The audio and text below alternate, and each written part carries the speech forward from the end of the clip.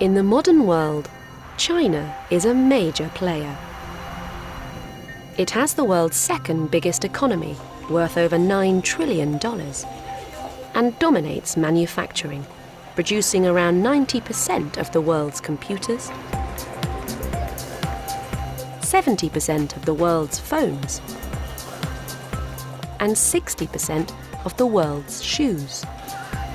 This emphasis on manufacturing means many of the people that live in China are moving from rural farming areas to find work in the country's rapidly expanding cities. This is a lot of people.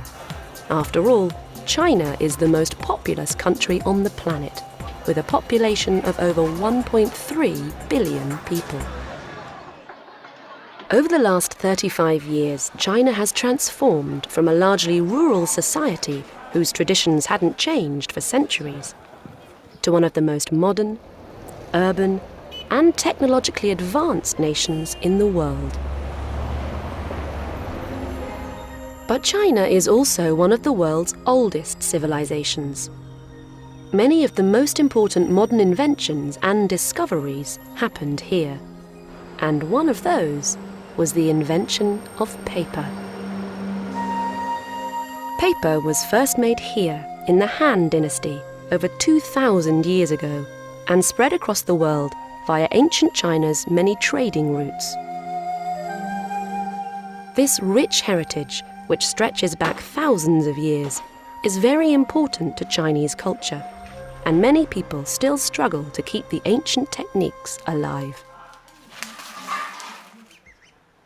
This is Shiqiao village in China's Guizhou province. One of the few places left in China that still makes its living from paper making using traditional techniques. It was once a center of the industry, famed for its delicate Zhuan paper, but today it is mainly a tourist attraction, exhibiting a process that hasn't changed for centuries. It starts with this, the wing celtis tree, a variety of elm whose bark is crucial to Zhuan paper. First, the tree limbs are hacked down and stripped of their bark.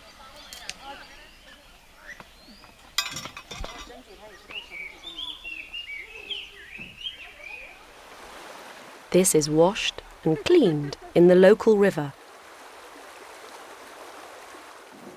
before it is separated into long strands of fibre.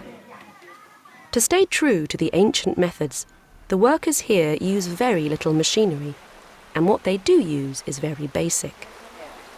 Instead, they use their hands. It is a long and painstaking process, but this is the way the people who live in this area have worked for thousands of years. Once the bark has been stripped as finely as possible, it is boiled and steamed in vats like this, which are heated by these large coal ovens. After a while, the bark, which has been cleaned and softened, is pounded by these large wooden mallets, which separates the bark and leaves just the fibre. This is mixed with water again to create pulp, the first step towards the final product.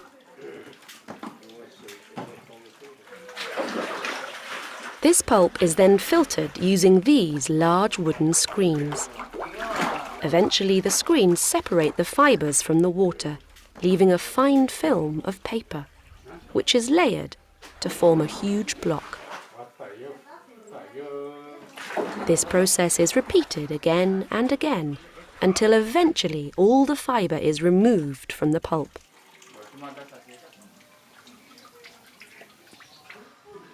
When they are ready, these sheets are separated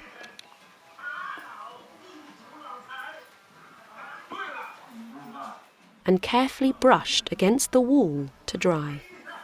It is here that we can see the final transformation from pulp to paper. This paper is quite different to the mass-produced product we all use today. It's thicker and more like fabric. And it's beautiful.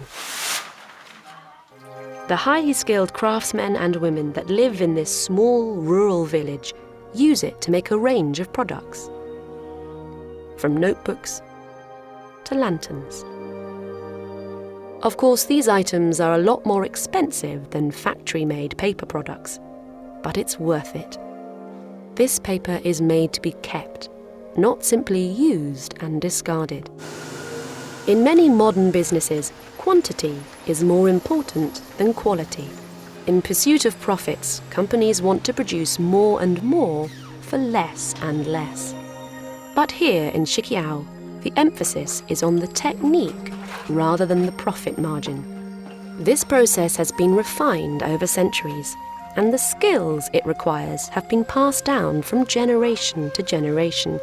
So in the end, the product that they produce is almost the same today as it was over 1,000 years ago.